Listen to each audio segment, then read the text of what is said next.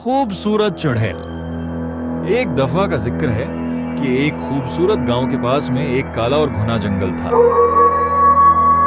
उस जंगल के बीचों बीच रहती थी एक चुड़ैल। वो चुड़ैल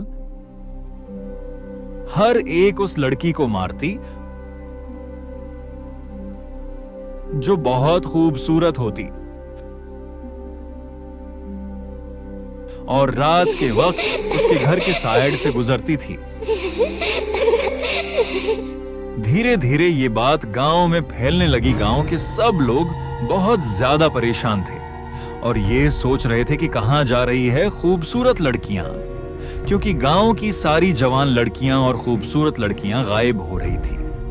धीरे धीरे ये बात गांव के सरपंच तक पहुंच गई और गांव के सरपंच ने जब पता लगाया तो जो लड़की जंगल की तरफ जाती वो गायब हो जाती थी। सरपंच के आदमियों ने बताया कि एक चढ़ील सबको गायब करवा रही है।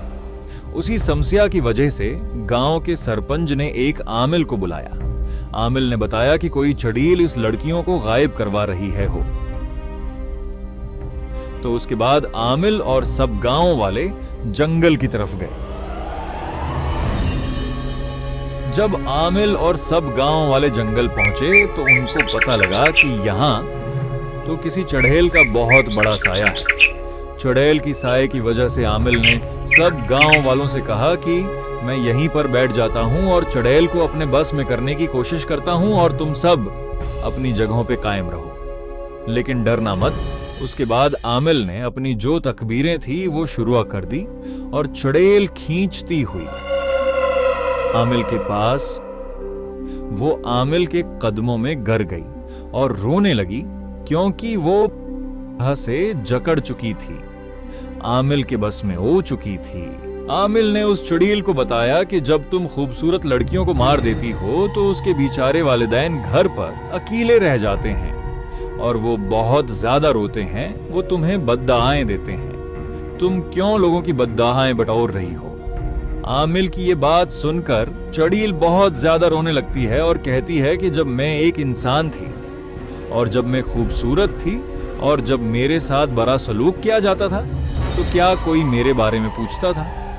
नहीं ना। तो मुझे लगा कि खूबसूरती ही सबसे बड़ी मुश्किल सब है, और जब ये मुश्किल मेरे लिए थी तो किसी और खूबसूरत लड़की के लिए क्यों नहीं? मेरे तो वालिदीन भी नहीं थे और लोग मेरे साथ बुरा सलूक करते थे, उसका क्या? चुड़ैल ने बताया कि किस तरह से उसको उसकी सहेली ने मार दिया था। जब वो इंसान थी वो एक खूबसूरत लड़की थी और उसकी खूबसूरत होने की वजह से उसकी सहेली उससे जलती थी, तो वो एक दिन उसके घर आई और उसको मार दिया और मार कर वहां से भाग गई। और उसके बाद उसने चुड़ैल की शक्ल अख्तियार कर ली और हर एक खूबसूरत लड़की को मारने लगी। चुड़ैल की ये दास्तान सुनकर हर एक की आंखों में आंसू आ गए। सरपंच ने कहा कि इसी लड़की को गिरफ्तार करके लाया जाए। इस लड़की को चुड़ैल के सामने पेश कर दिया गया। अपनी सहेली को चुड़ैल के रूप में देखकर वो लड़की बहुत ज्यादा सहम गई और चुड़ैल के पांव में गिरकर उससे मुआफिया मांगने लगी। उसको अपनी सारी गलती याद आ रही थी कि किस तरह से उसकी जुल्म की वजह से अपनी बहुत प्यारी सहेली को खो दिया था। वो उसको बहुत ज्यादा याद करती थी और उसकी याद में बहुत ज्यादा रविया करती थी। वो चुड़ैल के पांव में गिरकर उससे मुआफिया मांगने लगी और कहने लगी कि मैं बहुत ज्यादा पछता रही हूं, पर मैं अब क्या कर सकती हूं? मैं बहुत ज्यादा खुफा हूं। तुम्हारे पीछे वो इतनी ज्यादा खुफा थी कि चुड़ैल को इस पर तरस आ गया और उसने उसकी मुआफी कबूल कर ली और कहा कि तुम मेरी दोस्त हो, सिर्फ इसलिए मैं तुम्हें मुआफ कर रही हूं। और चुड़ैल को मुफ्ती मिल गई और वो वहां से चली गई। उसके बाद गांव में कोई भी गायब नहीं हुआ और सब खुशी खुशी रहने लगे। पुराने जमाने की बात है जब एक जंगल में दो तोते अपनी लकड़ी के एक छोटे से घर में रहते थे। लकड़ी का घर एक पेड़ पर मौजूद था। दो तोते उसमें बड़ी खुशी खुशी रहते थे। उन लोगों का एक दोस्त था जो वहीं पेड़ पर रहता था। उसका नाम जग्गू था। वो दो तोते सुबह होते ही अपने घर से बाहर निकलते।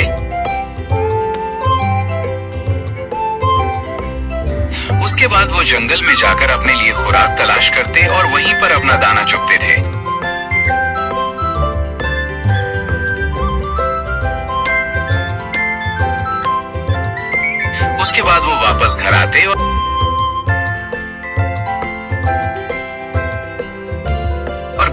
अंदर जाकर सो जाते थे।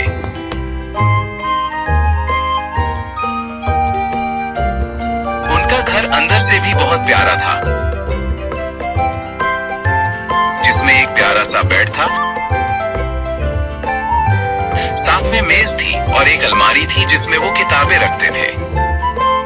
जिंदगी ऐसे ही गुजर रही थी कि एक दिन तोतों ने सोचा कि हम कब तक दो रहेंगे, इसलिए हम अंडे देते हैं और अपने बच्चे पैदा करेंगे। दो तोतों ने 2 अंडे दिए और उसके बाद वो अपने अंडों के साथ खुशी खुशी रहने लगे। लेकिन मामूल के मुताबिक जब एक दिन वो घर से बाहर निकले और जंगल में दाना चुगने के लिए गए तो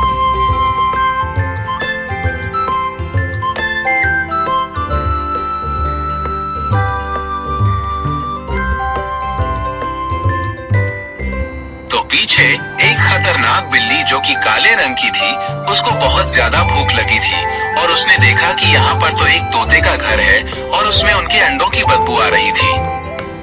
तो वो बिल्ली तुरंत पेड़ पर चढ़ गई। जग्गू उस बिल्ली को जाता देख रहा था, लेकिन वो सोचने लगा कि शायद तोतों के लिए वो यहाँ पर आई है और तोतों को ना पाकर वो वापस चली जाएगी। लेकिन जब बिल्ली घर के अंदर गई तो वो अंडों तक पहुंची, बेड पर चढ़ी और अंडों को निगल गई। फिर उसको एहसास हुआ कि उसने एक गलत काम किया है, तो वो वहां से भाग गई।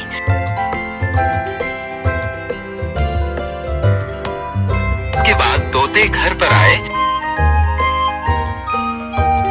और अपने कमरे के अंदर जाने लगे। जब वो घर के अंदर पहुंचे तो अपना घोंसला खाली पाया।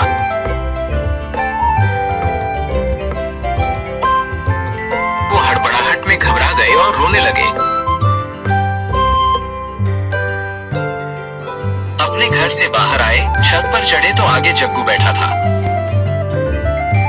जग्गू ने उनसे पूछा, क्या हुआ? उन्होंने जग्गू को रोते हुए बताया कि हमारे अंडे गायब हैं।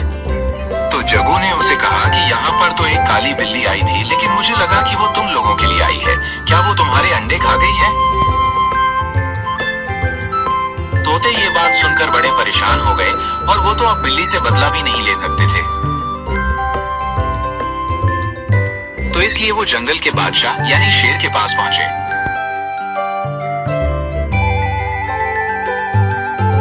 शेर के पास पहुंचने के बाद उन्होंने शेर को अपनी दुख भरी दास्तान सुनाई कि किस तरह से उनके अंडे बिल्ली खा गई है। तोतों की दास्तान सुनने के बाद शेर ने अपने वजीर लोमड़ी से कहा कि जाओ और सब जानवरों को इकट्ठा करो और साथ में काली बिल्ली को जरूर लाना। वजीर ने बिल्कुल ऐसा ही किया। सब जानवर इकट्ठा थे और तोतों की बात सुन रहे थे कि तोते अपनी दुख भरी दास्तान फिर से सुनाने लगे कि किस तरह से काली बिल्ली ने उनके अंडे खा लिए हैं।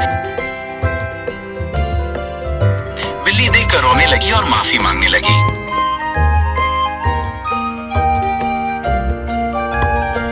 शेर ने बिल्ली पर बहुत गुस्सा किया और कहा कि वो अभी के अभी जंगल छोड़कर चली जाए।